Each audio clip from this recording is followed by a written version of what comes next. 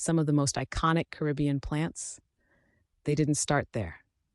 Hey Plant Fam, it's Nurse Botanica from Elevated Roots LLC. Today we're talking about Caribbean plants with African roots, crops that crossed oceans through forced migration and became cultural staples.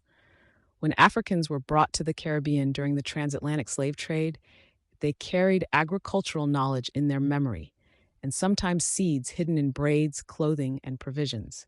One major example, okra, native to West Africa, now central to Caribbean stews and soups.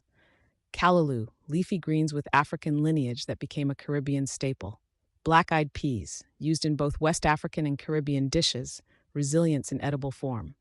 Yams, deeply symbolic in many West African cultures and still foundational in Caribbean cuisine. Sesame seeds, once called benne, carried into the Americas and Caribbean through enslaved communities. These weren't just crops, they were survival tools, cultural anchors, memory keepers.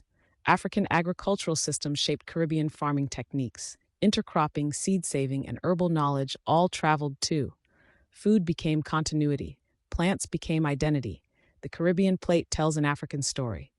What Caribbean dish do you love that might have African roots? Drop it in the comments. Let's trace the lineage. Stay rooted.